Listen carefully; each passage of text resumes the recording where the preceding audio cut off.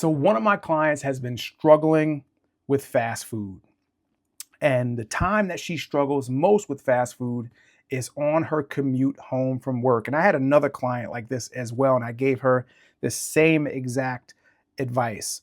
And it worked for the other client, and I just gave this client this advice today.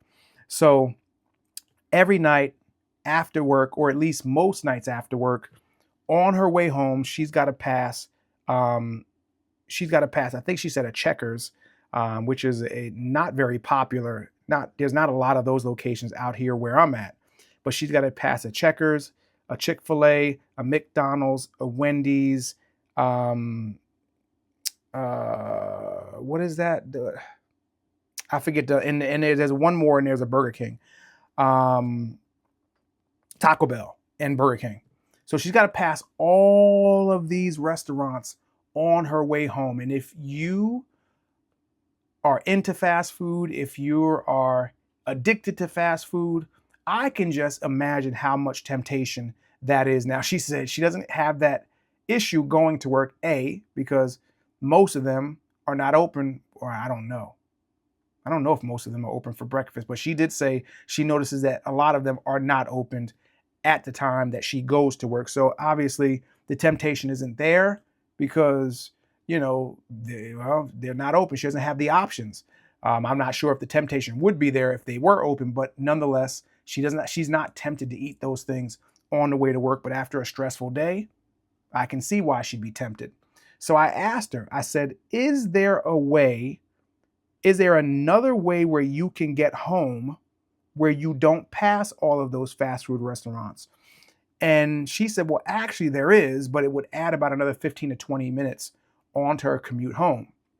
And I said to her, I said, would an extra 15 to 20 minute commute on the way home be worth it if you knew that that extra commute would make it so that you could reach your fitness, your weight loss goals 3 to 6 months faster?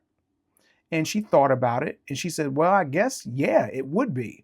I expected her to answer a little bit faster and more enthusiastic, but it's funny how we will defend our bad behaviors, because when you're addicted to something, I guess we want our ego, for whatever reason, wants to defend the things that we enjoy doing.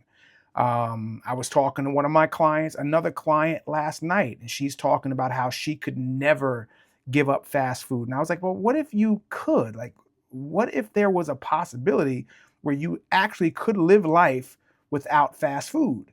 And she literally was like almost arguing with me over defending that she could never, ever live without fast food. And I'm like, all right, well, if that's what you believe, then that's how it's going to be. Like, what do they say?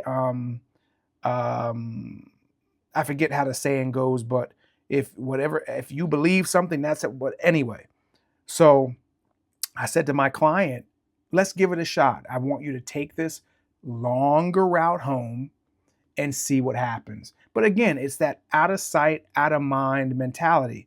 If you're not passing it, it's likely that you're not going to be as tempted. And what happens is, after taking that route a few times, a few days, a few weeks, it starts to become more of your routine. So I may have to do a part 2 on this video, but that was the tip that I gave my client to kind of, help her overcome her fast food addiction by just not seeing it.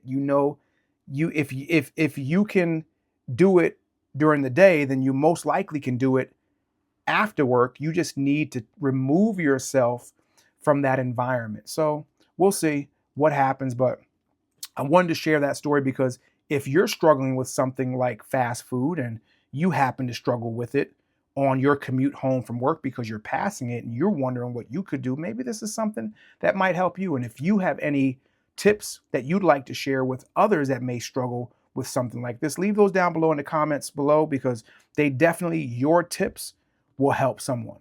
And if you need any help on your fitness journey, your weight loss journey, click the first link below in the description, fill out the form, and the two of us together will figure out what we need to do to get you from where you're at to where you want to be in this. Of course, the first coaching call is always free.